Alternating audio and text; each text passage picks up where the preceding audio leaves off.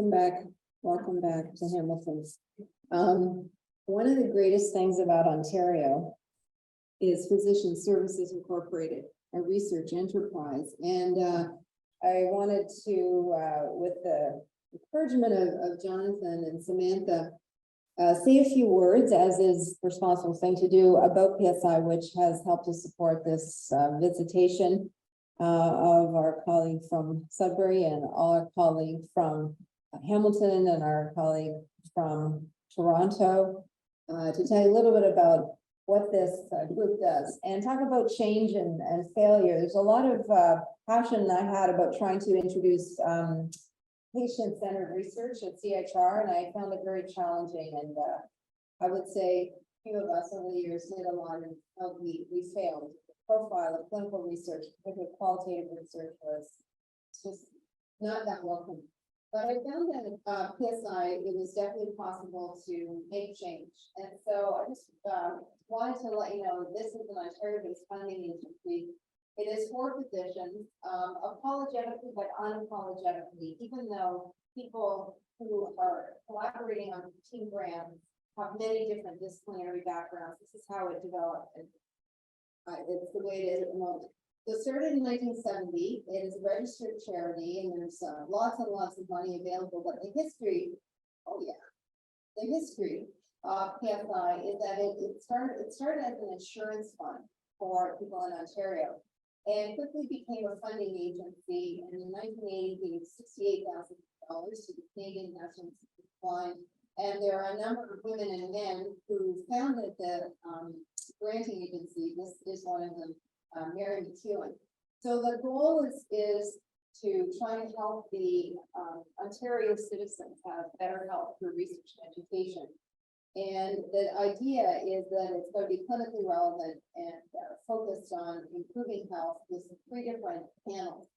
So the merit, I hope, will help to get more funding from PSI, because there's specific education research, which is very infrequently called upon, but with a grant. But there's 3 basic groups: an operating grant, salary support, and community and educational support.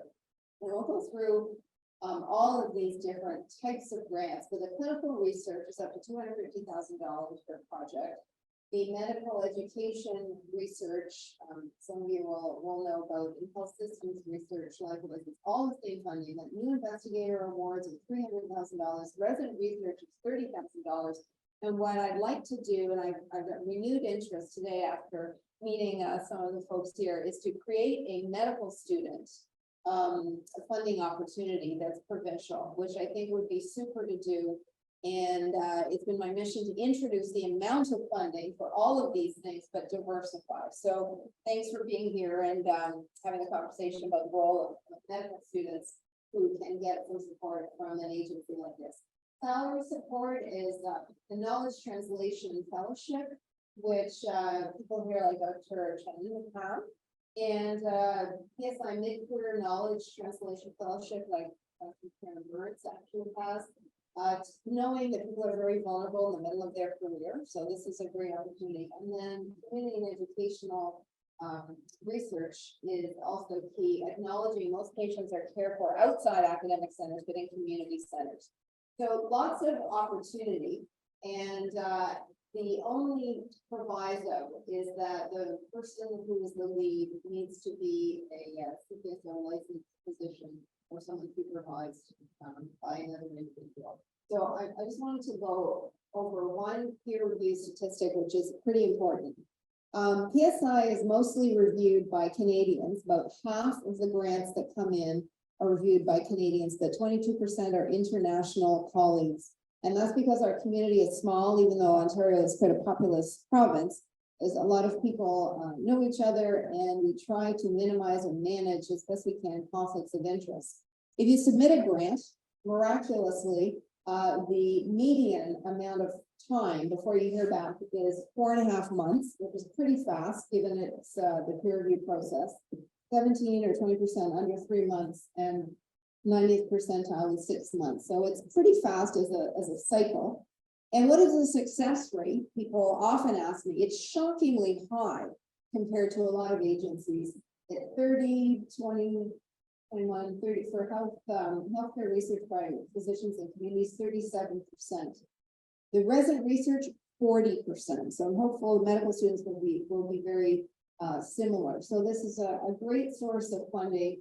And you can see most of the money focused on the $5 million from 2022 is contributed to by the dark shading there, which is clinical research, medical education research, and the light blue, various types of resident research, new investigator research, and so-called health systems research.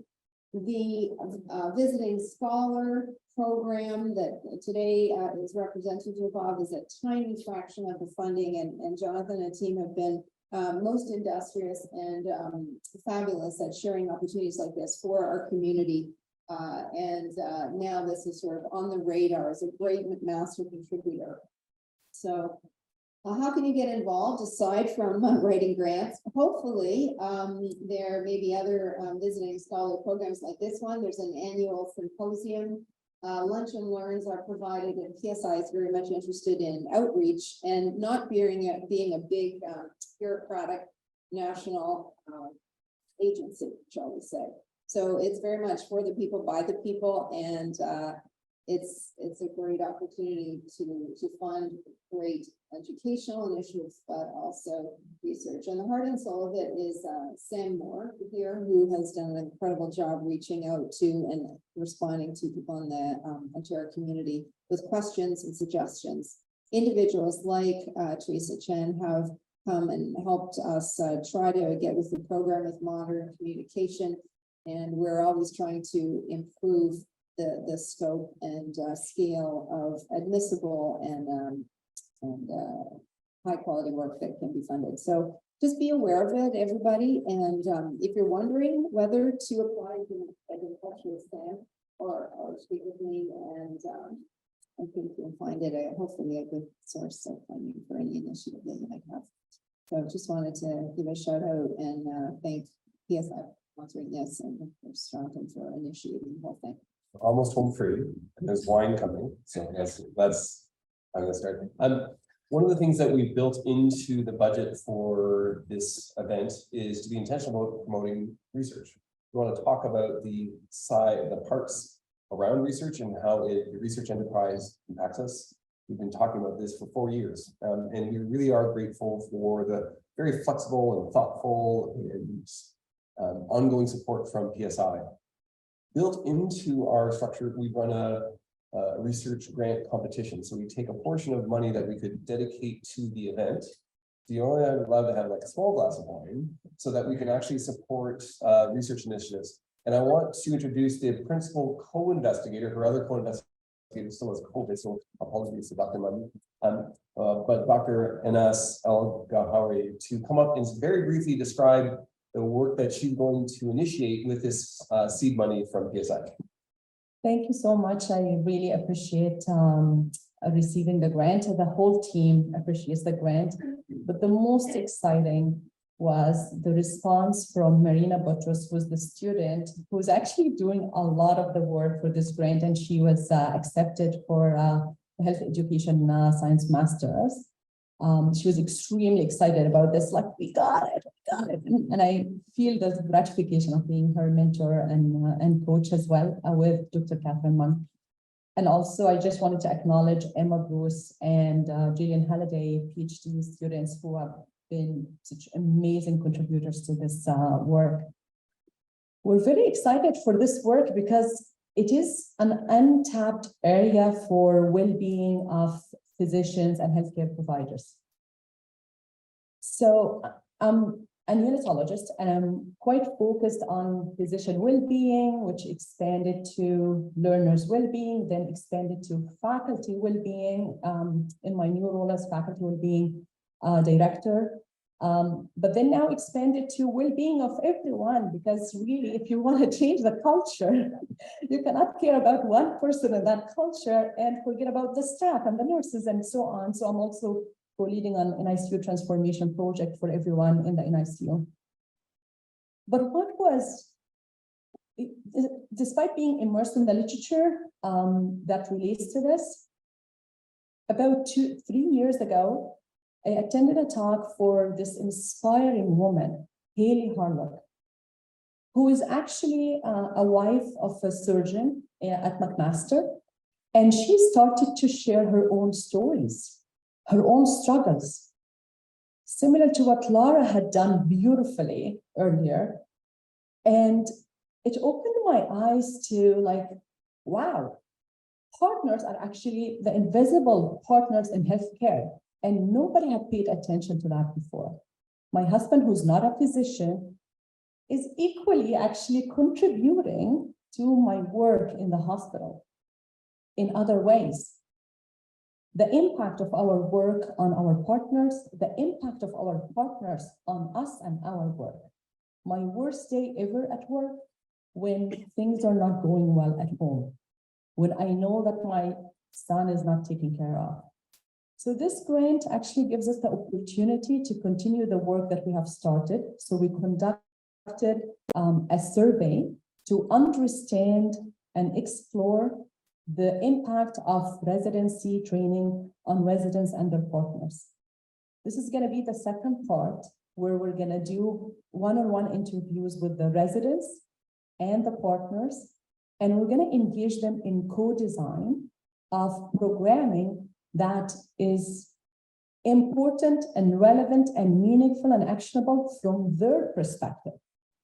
Exactly like engaging our patients in our research and really counting their perspective into that. And then we're going to engage program directors in the feasibility and applicability of these interventions. So we are extremely excited and we're very grateful to the support. Thank you. We're going to end with some thank yous. We've thanked PSI already. I'll say thank you to my co-lead and co-chair, Dr. Cook. But the thanks really is for the running and administration of today. So Samantha Applewaite and Heba Khan, stand up wave, all the good stuff, them, all the screw ups, me. As always, if you've been at Merit, you'll know exactly how that works. We're really dependent on all of the team to make our initiatives take place. Thank you for being here and contributing. Thank you for not being a tile. I look forward as we continue to build connections for the number of different events that we're having. If you are interested in education and research, June 8th is Norman Education Research Day. We're going to hold it June 7th. I was looking at you and we're holding it just right across campus Peter George. At the Peter George Center, which I think if you look around the corner, if you haven't been there, it's a great venue. And if you talk to me, I can get you a free ticket there. It's free. I was tempted to make you fill out an evaluation so we can understand how to make this event better in the future, and would make all consumption of food and wine conditional on filling that out. I've been told by the event research ethics board that I'm not allowed to do that. It means Sam will send you a link after today, and we really value your comments, because we listen and then we change things each year. When people say, we value your comment, we actually do. We're like, oh, we're not doing that again. Y'all hated that. So with that, thank you for your time and attention. And I'll look forward to having a conversation without a microphone in front of me with all of you. Take care.